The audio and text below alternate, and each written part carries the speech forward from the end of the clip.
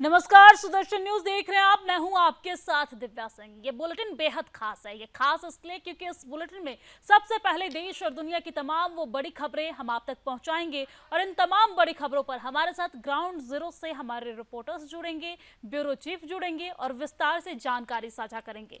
चलिए खबरों की ओर रुख कर लेते हैं। पहली खबर मनीष सिसोदिया से जुड़ी हुई, जहां पर मनीष सिसोदिया 17 महीने बाद तिहाड़ से बाहर आए हैं। आपको बता दें कि कनॉट प्लेस पहुंचकर उन्होंने हनुमान मंदिर में पूजा अर्चना की है। परिवार के साथ वो हनुमान मंदिर पहुंचे और वहां पर उन्होंने दर्शन पूजन हनुमान जी के किए हैं। साथ ही साथ आपको बता दें कि मनीष सिसोदिया ने गांधी को राजघाट जाकर श्रद्धांजलि दी है। पार्टी कार्यकर्ताओं को संबोधित भी करेंगे। मनीष सिसोदिया पार्टी कार्यालय में पहुंचेंगे और वहां पर कार्यकर्ताओं को संबोधित करेंगे। आपको ये जानकारी दे दें कि सुप्रीम कोर्ट से कल मनीष सिसोदिया को जमानत मिली थी और उसके बाद आज वो हनुमान मंदिर पहुंचे, वहां पर दर्शन पूजन उन्होंने की और गांधी को भी श्रद्धांजलि अर्पित की राजघाट पहुंचकर। अब अगली खबर की ओर रुख कर लेते हैं। अगली खबर बिहार से है, जहां पर बिहार सिपाही भर्ती परीक्षा में फर्जीवाड़ा का यह पूरा मामला है। फर्जीवाड़ा करने वाले के खिलाफ कार्रवाई की गई है। 7 अगस्त को हुई थी सिपाही भर्ती परीक्षा। मामले में पुलिस ने 24 लोगों को गिरफ्तार कर लिया है। परीक्षार्थियों को अपराधियों से सतर्क रहने की सलाह भी दी गई है।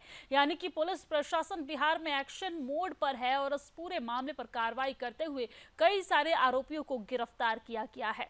अब चलिए तीसरी खबर की ओर रुख कर लेते हैं। तीसरी खबर मुंबई से है, जहां पर मुंबई में हिंदू कार्यकर्ता को जान से मारने की धमकी दी गई है। यह बड़ी जानकारी हम आप तक पहुंचा रहे हैं। आपको बता दें कि हिंदूवादी कार्यकर्ता को 8 महीने से धमकी मिल रही है। जिहादी असलम शेख ने जान से मारने की धमकी दी है। जिहादी ने सोशल मीडिया के जरिए यह धमकी दी है और मामले में पुलिस प्रशासन अभी तक कोई एक्शन लेती हुई नजर नहीं आ रही है, कार्रवाई नहीं कर रही है, ना ही सुरक्षा पहुंचा रही है। इस खबर पर भी हमारी नजर बनी हुई है, इस पर भी हम अपडेट लेंगे और विस्तार से जानकारी लेंगे। अब अगली और चौथी खबर की ओर रुख कर लेते हैं। चौथी खबर है, जहां पर 15 अगस्त से पहले देश की राजधानी दिल्ली को दहलाने की साजिश नाकाम हो गई है। आईएसआईएस आतंकी रिजवान का पूछताछ में बड़ा खुलासा सामने आया है। आपको बता दें कि दिल्ली में ब्लास्ट की तैयारी कर रहा था यह आतंकी रिजवान और आतंकी फरतुल्लाह गोरी के संपर्क में यह रिजवान था। पुणे में कंट्रोल आईईडी ब्लास्ट की ट्रेनिंग ली थी और दिल्ली में यमुना किनारे कंट्रोल ब्लास्ट किए गए थे। इस खबर पर भी हमारी नजर बनी हुई है। पांचवी खबर की ओर रुख कर लेते हैं। अगली और सबसे बड़ी खबर यह है कि हिमाचल में बादल फटने से तबाही मची हुई है। बादल फटने से 55 लोग लापता हुए थे। लैंडस्लाइड से जनजीवन पूरी तरीके से अभी भी वहां पर अस्त व्यस्त है। 28 शव मिले हैं, अभी तक 14 की पहचान हो पाई है। बाकियों की पहचान अभी तक नहीं हो पाई है। लगातार पहचान करने की कोशिश की जा रही है। कल हिमाचल दौरे पर जेपी नड्डा रहने वाले हैं। बाढ़ प्रभावितों से मुलाकात करेंगे। ये तमाम वो बड़ी खबर है, चाहे वो हिमाचल से हो या फिर महाराष्ट्र से हो या फिर बिहार से हो या फिर दिल्ली से हो। हर खबर पर हमारी नजर बनी हुई है। इन तमाम खबरों पर हमारे साथ अलग अलग जगह से रिपोर्टर्स जुड़ेंगे, ब्यूरो चीफ जुड़ेंगे और विस्तार से जानकारी साझा करेंगे, अपडेट साझा करेंगे। हमारी सभी खबरों पर नजर बनी हुई है, अपडेट लेंगे। लेकिन उससे पहले मनीष सिसोदिया कार्यकर्ताओं को संबोधित करते हुए क्या कुछ कह रहे हैं, पहले वो सुन लेते हैं। सड़ता रहता है, जैसे ड्रग माफिया को जेल में डालते हैं तो दुनिया में सड़ता रहता है। इन्हें लगा अरविंद केजरीवाल, मनीष सिसोदिया और संजय सिंह को भी जेल में डालेंगे तो सड़ जाएंगे। लेकिन आपके आंसुओं की कीमत है ये, आपके आंसुओं की ताकत है ये कि जेल के ताले भी पिघल जाते हैं।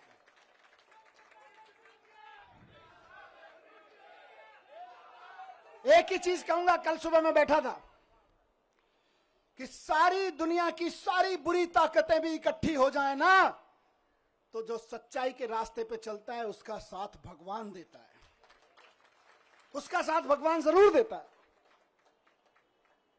और ये आज बजरंगबली की कृपा है कि 17 महीने बाद सही, लेकिन मैं आपके बीच हूं। और अभी गया मैं बजरंगबली के मंदिर में, पंडित जी ने आशीर्वाद दिया। वहां जो पंडित जी मौजूद होते हैं वही बजरंगबली जी के वाणी बोल रहे होते हैं। उन्होंने बजरंगबली जी की वाणी से आशीर्वाद दिया कि विजयी भव, सफल भव। मैंने कहा जी एक ही सफलता का मंत्र है, दिल्ली के एक एक बच्चे के लिए शानदार स्कूल बना के देने हैं, यही हमारी सफलता है। और इसके लिए मैं कल से कह रहा था अपने साथियों से, हम तो रथ के घोड़े हैं, हमारा असली सारथी अभी जेल में बंद है, वो भी बाहर आ जाएगा। फिर उसके बाद हमको तो जहां हकेंगे हम हकेंगे, लेकिन हमारा असली सारथी भी जेल में बंद है और जेल के ताले टूटेंगे। तो आप मनीष सिसोदिया को सुन रहे थे, जो ये कहते नजर आए कि जेल के ताले टूटेंगे और अरविंद केजरीवाल छूटेंगे। हालांकि ये नारेबाजी कल उनकी तरफ से तिहाड़ जेल से निकलते वक्त भी की गई। चलिए, लगातार हमारे इस खबर पर नजर बनी हुई है और उसी पर ज्यादा अपडेट के साथ हमारी संवाददाता संगीता झा जुड़ गई हैं। संगीता, सिसोदिया 17 महीने बाद तिहाड़ जेल से बाहर निकले, जिसके बाद हमने अपने दर्शकों को भी तस्वीरें दिखाई कि कनॉट प्लेस में हनुमान मंदिर में वो पूजा अर्चना करते नजर आए। राजघाट पे गांधी को उन्होंने श्रद्धांजलि अर्पित की और अब जो पार्टी कार्यकर्ता हैं उनको संबोधित करते नजर आए। हमने अपने दर्शकों को दिखाया कि किस तरीके से वो इस दौरान विपक्षी पर निशाना साधते नजर आए और क्या कुछ अपडेट है मामले को लेकर। सबसे पहले विस्तार से अपडेट बताइए। आदमी के ऊपर लगाएंगे, व्यापारियों के ऊपर लगाएंगे, व्यापारियों को, नामाफियों को, व्यक्तियों को कौन बचाएगा? साथ चाय पीटेंगे, चाय पीते साथ ही कहा कि सत्य की जीत हुई है, यानी कि सत्य में जैसे कहा उन्होंने कहा सुप्रीम कोर्ट की वजह से आज बाहर निकला हूँ और मुझे कानून पे विश्वास है।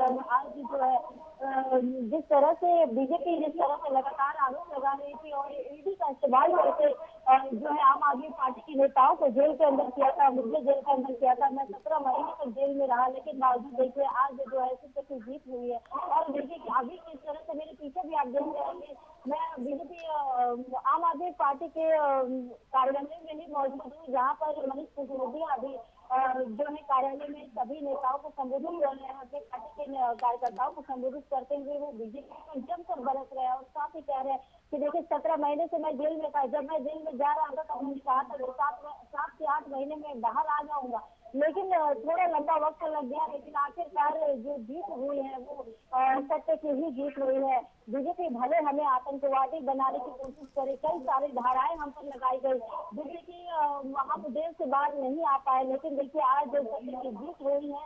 और इस साथ ही देखिए उन्होंने यह भी कहा कि हमारे जो मुखिया हैं जो कि जेल गए, यानी कि केजरीवाल को लेकर उन्होंने कहा कि जल्द ही जो केजरीवाल है उन्हें भी जल्द ही जमानत मिलेगी, वो बाहर आएंगे और हम जल्द ही दोषी मुक्त भी हो जाएंगे। और बीजेपी जो इस तरह की कार्य कर रही है पूरे देश देख रहा है, जनता देख रही है, जनता ने जवाब दिया है बीजेपी के इन कारनामों का। तो देखिए लगातार जो है मनीष सिसोदिया जो है जमकर हमला बोल रहे हैं जो बीजेपी के ऊपर, और साथ ही कह रहे हैं कि देखिए पूरे देश की बड़ी पार्टी है बीजेपी, लेकिन इस बड़ी पार्टी में भी हमें किसी तरह का झुका नहीं पाए, हमारे कार्यकर्ताओं का मनोबल नहीं तोड़ पाए। आज हम फिर से बाहर निकल गए हैं और फिर से एक बार खड़े हैं और फिर जनता के सामने।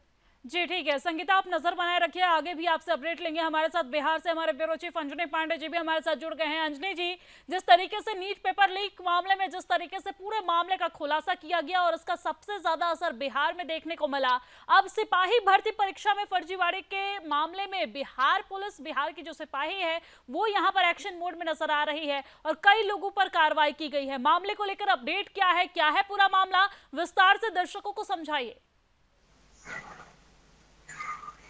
दिव्या, देखिए बता दूं कि जिस तरीके से सिपाही भर्ती परीक्षा हो रही है, 6 चरणों में इस बार परीक्षा हो रही है और इसके पूर्व भी परीक्षा आयोजित की गई थी, लेकिन उसके पेपर लीक हो गए थे, जिसकी वजह से इस बार जो परीक्षा है वह फुल प्रूफ आयोजित करने की कोशिश की जा रही है कि किसी भी तरह की पेपर लीक ना हो। साथ ही साथ जो फर्जीवाड़ा है या जो माफिया है उन माफियाओं को इसमें जो है वो किसी भी तरह की गुंजाइश उनके लिए न रखी जाए, इसको लेकर के जो है वो परीक्षा को काफी साफ सुथरी व्यवस्था के तहत जो है वो कराई जा रही है और 6 चरणों में कराया जाना है। पहले चरण की परीक्षा जो 7 तारीख को हुई थी, जिसके सिलसिले में अभी तक जो है वह कार्रवाई चल रही है और अब तक यदि देखें तो 7 से 8 जिलों में जो है वह 24 लोगों को इस मामले में जो है वह गिरफ्तार किया गया है, जिनके पास से कई फर्जी एडमिट कार्ड भी मिले हैं, लैपटॉप मिले हैं, मोबाइल्स मिले हैं, कई ऐसी चीजें जो है वो बरामद की गई हैं। आंसर सी की जो था वह बरामद किया गया है जिसे फर्जी बताया जा रहा है। साथ ही साथ जो प्रश्न पत्र थे वो भी थे कुछ जो भी फर्जी बताया जा रहा है। तो इस तरीके से देखें तो इस को लेकर के और एडमिट कार्ड भी सैकड़ों की संख्या में जो है वो एडमिट कार्ड मिले हैं जो परीक्षार्थी थे, जो अभ्यर्थी थे उनका, और इसको लेकर के जो पुलिस है, आर्थिक अपराध इकाई जो है वो पूरी तरह से इस पर नजर बनाए रखी हुई है। और अभी भी चूंकि कल दूसरे चरण की परीक्षा है रविवार को और 12 बजे से 2 बजे तक परीक्षा जो है वो आयोजित की जानी, जिसको लेकर के व्यवस्था जो है वो चुस्त दुरुस्त की जा रही है। और जो सेंटर्स है लगभग 500 से ज्यादा पूरे प्रदेश में जो है वो सेंटर्स बनाए गए हैं जहां पर ये परीक्षाएं जो है वो आयोजित की जाएंगी। लेकिन इस सिलसिले में कोई फर्जीवाड़ा, कुछ ऐसी जगह पर कुछ अभ्यर्थी जो है वो भी पकड़ में आए हैं जो फर्जीवाड़ा का इस्तेमाल कर रहे थे और कुछ ऐसे भी जो लोगों को झूठ का सहारा देकर के झूठ का कहे तो झूठ मूठ का उन्हें जो है वो फंसाने की कोशिश की जा रही थी कि आपका जो कैंडिडेट से अभ्यर्थी है उसे प्रश्न पत्र उपलब्ध कराया जाएगा और गलत प्रश्न पत्र और आंसर की जो है वह उपलब्ध कराया गया और इसके लिए जो झांसे में लेकर के उनसे पैसा ठगने की जो है वह बात कही जा रही थी। लेकिन जो आर्थिक अपराध इकाई है, ये आर्थिक अपराध इकाई पहले से सतर्क है और अभ्यर्थियों और अभिभावकों को ऐसे किसी भी जालसाजों के फेर में फंसने के लिए जो है वो मना कर रही है और एडवाइजरी जारी किया गया है। यदि ऐसा किसी भी तरह का फोन आता है कि आपको सिपाही भर्ती परीक्षा में आपकी सेटिंग करा दी जाएगी या सेटर साहब के जगह बैठेंगे तो तत्काल आप जो है उन नंबरों को जो है वह आर्थिक अपराध इकाई को दे और वह नंबर पर आर्थिक अपराध इकाई जो है कार्रवाई करेगी, क्योंकि साइबर सेल जो उसका है वो पूरी तरह से जो है वह एक्टिव है और इस तरह की किसी भी सूचनाओं पर जो है वो तत्काल कार्रवाई की जा रही है। और यही वजह है कि अब तक 24 लोगों को जो है इस सिलसिले में जो है वो अब तक गिरफ्तार किया गया है और छानबीन की जा रही है कि आखिरकार कौन लोग। लेकिन इसी बीच हम ये भी समझना चाहेंगे पूरे मामले में 24 लोगों की संलिप्तता कैसे पाई गई, कैसे उन तक पहुंचा गया, पुलिस प्रशासन को ये सफलता कैसे मिली? देखिए, अलग अलग जिलों में जो पुलिस भर्ती परीक्षा हो रही है उसमें अलग अलग जिलों पर जो है पुलिस काम कर रही थी। साइबर सेल जो है वह एक्टिव था और लोगों पर नजर बनाए हुए था कि किस तरीके से यदि जालसाज किसी भी तरह के फर्जीवाड़ा की बात करते हैं या फर्जीवाड़ा अपनाया जाता है या किसी भी फर्जी तरीके से छात्र को या अभ्यर्थियों को किसी दूसरे अभ्यर्थियों की जगह पर बैठाया जाता है, तो इन सब चीजों पर नजर थी और यही नजर के कारण ही जो है वो करीब 8 जिलों में पहले ही दिन जब परीक्षा हुई थी तो उसके पहले भी एक दिन पहले भी एक जगह छापेमारी की गई थी जहां से फर्जी एडमिट कार्ड जो है 100 से ज्यादा एडमिट कार्ड जो पकड़ में आया था, बरामद किया गया था। साथ ही साथ आंसर सीट जो है वह भी बरामद किया गया था। हालांकि बाद में कहा गया कि आंसर सीट जो है वह फर्जी आंसर सीट था और लोगों को ठगने के लिए इसका जो है वह इस्तेमाल किया जा रहा था। तो कई ऐसी सूचनाएं जो हमें मिली थी जिन सूचनाओं के आधार पर जो है वह आर्थिक अपराध इकाई और पुलिस टीम जो है वह मिलकर के जो है वह इन चीजों को जो है वह देख रही थी और इसी आधार पर अब तक जो है वह कार्रवाई की गई है और आगे भी कार्रवाई की जा रही है। जिन लोगों को गिरफ्तार किया गया उनसे पूछताछ की जा रही है, उस पूछताछ के आधार पर जो है वह आर्थिक अपराध इकाई जो है वह इस पूरे जालसाज के गिरोह को जो है वह नकेल कसने की जो है वह तैयारी कर रही है और नकेल कसने की कोशिश की जा रही है कि आने वाले जो और 5 चरणों की परीक्षाएं हैं वो परीक्षा भी पूरी तरह से पारदर्शिता के साथ हो और शांतिपूर्वक जो है वह संपन्न हो और किसी भी तरह की फर्जी जो है वह इसमें न हो पाए। किसी भी तरह का फर्जीवाड़ा जो करने की कोशिश कर रहे हैं उनके मंसूबों को जो है नाकाम किया जाए। और यही वजह है कि लगातार परीक्षार्थियों को भी जो अपराधी हैं उनसे सतर्क रहने की अपील की गई है। परीक्षार्थियों को यह कहा गया है कि आप सतर्क रहें, इस तरीके की फर्जीवाड़ा में न फंसे। आप हमारे साथ लगातार बने रहिए, आगे भी आपसे अपडेट लेंगे। लेकिन हमारे साथ अगली खबर पर दीपक चौहान हमारे साथ मौजूद हैं जो ब्यूरो चीफ हैं महाराष्ट्र के। दीपक, मुंबई में हिंदू कार्यकर्ताओं को जान से मारने की धमकी दी गई। ये धमकी पिछले 8 महीनों से मिल रही है, लेकिन इस पर अभी तक पुलिस प्रशासन के द्वारा कोई भी एक्शन नहीं लिया गया, सुरक्षा नहीं दी गई। मामला क्या है, क्या कुछ अपडेट है इस मामले में? सबसे पहले इस मामले को विस्तार से समझाइए। है मुंबई में जो हिंदू कार्यकर्ता विजय तिवारी जो है उनके जान से मारने की लगातार जो है पिछले 7 से 8 महीने से धमकियां आ रही है। जैसे कि ये जो धमकियां है पाकिस्तान, कतार, दुबई और बांग्लादेश जैसे देशों में से जो है उन्हें जान से मारने की धमकियां आ रही हैं, क्योंकि वो लगातार जो है उन्हें कह रहे हैं कि अगर तुम हिंदुत्व का कार्य बंद नहीं करेंगे तो आपकी कमलेश तिवारी जैसी हत्या की जाएगी। लगातार जो है ये धमकियों का सिलसिला चल रहा है। उन्होंने कई बार जो है मुंबई पुलिस में शिकायत भी की, लेकिन मुंबई पुलिस जो एक्शन लेनी चाहिए थे वो एक्शन में नहीं है। लेकिन कहीं ना कहीं उनको सुरक्षा भी देनी चाहिए थी, वो सुरक्षा भी अभी तक नहीं दे पाई है मुंबई पुलिस। लेकिन कई सवाल जो है उपस्थित किए जा रहे हैं। उन्होंने कई बार मुंबई पुलिस में शिकायत करने के बावजूद भी मुंबई पुलिस आखिर उनकी दखल क्यों नहीं ले रही, ये भी सवाल यहाँ पर उपस्थित किया जा रहा है। और उन्होंने राज्य के मुख्यमंत्री और गृह मंत्री को भी उन्होंने जो है पत्र लिखा है। लेकिन कहीं ना कहीं देखिए हिंदुत्ववादी कार्यकर्ता जो लगातार जो लव जिहाद हो, लैंड जिहाद हो, ऐसे जो हिंदू विरोधी जो गतिविधियां होती है उनको रोकने का जो काम करते हैं उन कार्यकर्ताओं को जो है लगातार निशाना बनाया जाता है। विजय तिवारी को लगातार यहाँ पर धमकियां आ रही है, वीडियो कॉल के माध्यम से धमकियां आ रही है, फोन से आ रही है, ईमेल द्वारा धमकियां आ रही है। उन्होंने कई ऐसे एविडेंस भी पुलिस को दिए हैं, लेकिन पुलिस जो है जिस एक्शन में होनी चाहिए वो एक्शन में नहीं है। पुलिस द्वारा उनको ना तो सुरक्षा दी गई है, ना तो इसकी जांच की गई है। कहीं ना कहीं देखिए पुलिस के ऊपर भी बहुत सवाल जो है उपस्थित किए जा रहे हैं। आखिर मुंबई पुलिस जो है इसके तरफ अनदेखी क्यों कर रही है, ये सवाल यहाँ पर उपस्थित हो रहा है। क्योंकि लगातार कई जगहों पर हिंदुत्ववादी संगठन के जो कार्यकर्ता हो या गोरक्षक हो उनके ऊपर जो हमले लगातार हो रहे हैं, आखिर इन हमलों को लेकर भी जो जिस तरीके से एक्शन लेनी चाहिए थी वो नहीं ली जा रही है। आखिर विजय तिवारी को मुंबई पुलिस क्या सुरक्षा दे पाएगी या नहीं दे पाएगी ये भी देखना जरूरी है। लेकिन कहीं ना कहीं देखिए हिंदुत्व का काम करने वाले जो कार्यकर्ता है वो लगातार जो है जिहादियों के निशाने पर दिखाई दे रहे हैं, क्योंकि जिहादी लगातार उन्हें जान से मारने की, उनके परिवार को मारने की जो धमकियां है वो लगातार दे रहे। कई ऐसे एविडेंस भी दिए, लेकिन पुलिस ने सिर्फ अदखल पात्र जो मामला है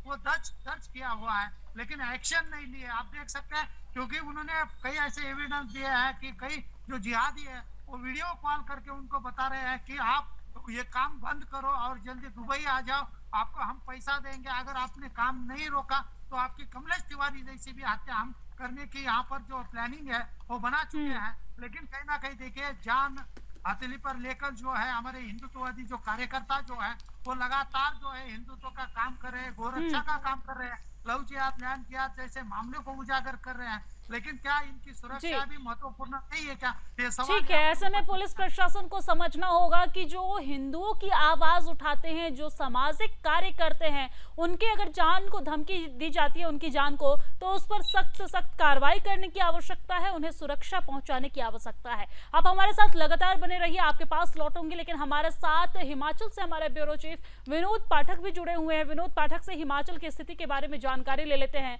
विनोद जी, हिमाचल में बादल फटने के बाद तबाही मची हुई है, लोगों का जनजीवन पूरी तरीके से अस्त व्यस्त हो गया है, कई लोगों ने अपने परिवार के लोगों को खो दिया है, इसमें 55 लोग लापता भी हो गए थे, जिसमें से 28 शव मिले हैं, 14 की पहचान हो गई है, बाकी की पहचान नहीं हो पाई है। इस वक्त किस तरह की स्थिति वहां पर देखने को मिल रही है?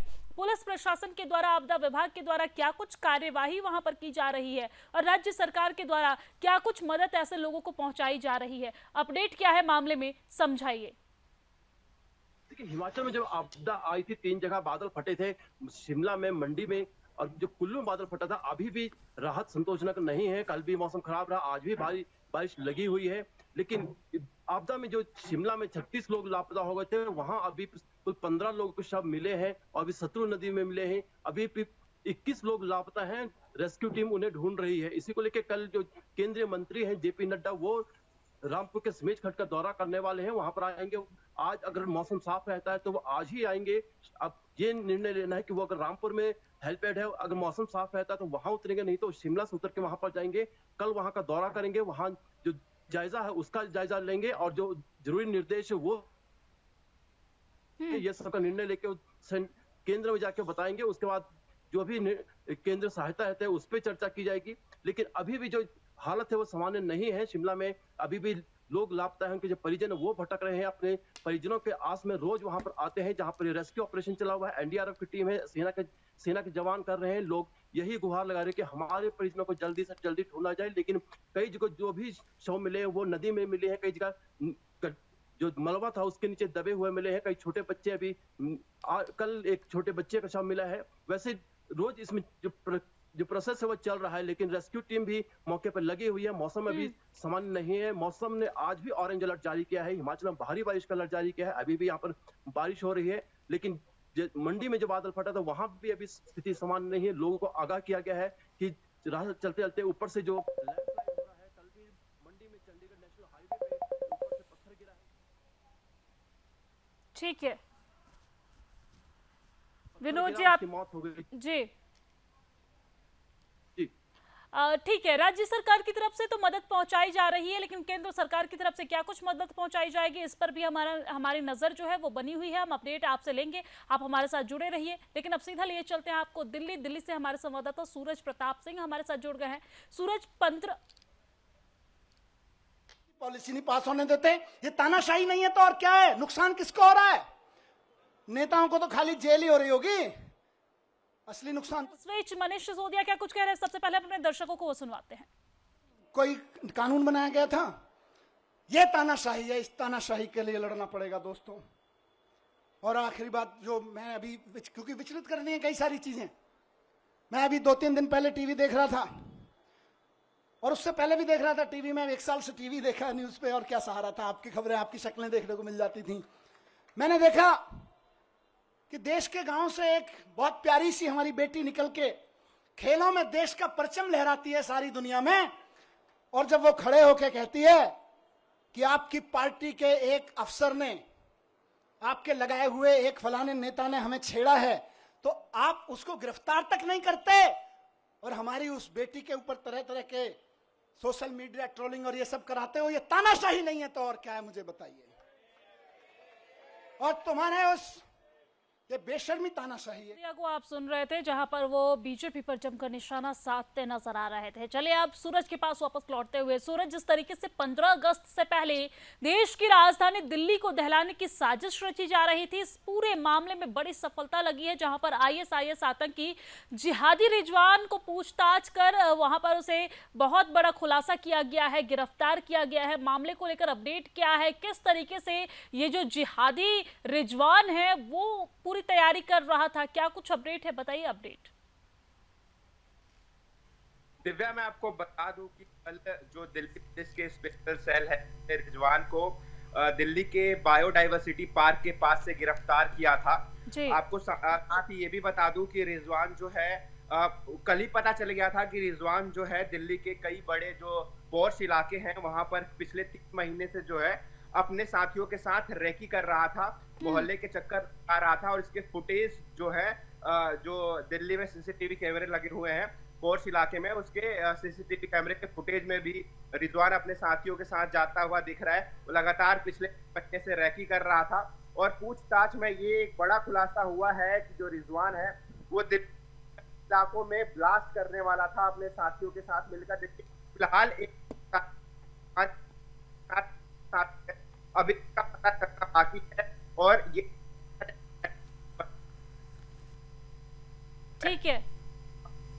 ठीक है सूरज, हमारे आपकी आवाज हमें सही से नहीं मिल पा रही है। आपको बता दें कि इस पूरे मामले में जिहादी रिजवान जो है वो बड़ा साजिश रच रहा था, हालांकि दिल्ली में ब्लास्ट की तैयारी आतंकी कर रहा था। आपको ये भी जानकारी दे दें कि आतंकी फरतुल्लाह गोरी के संपर्क में था ये जिहादी रिजवान, और पुणे में कंट्रोल आईईडी ब्लास्ट की ट्रेनिंग इसने ली थी और दिल्ली के यमुना किनारे कंट्रोल ब्लास्ट किए गए थे।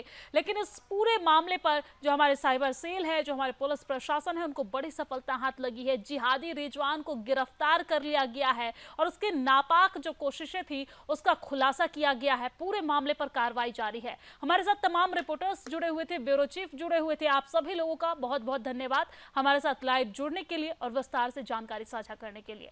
इस बुलेटिन में फिलहाल इतना ही, लेकिन देश और दुनिया की तमाम खबरों के लिए आप देखते रहिए सुदर्शन न्यूज। जय हिंद।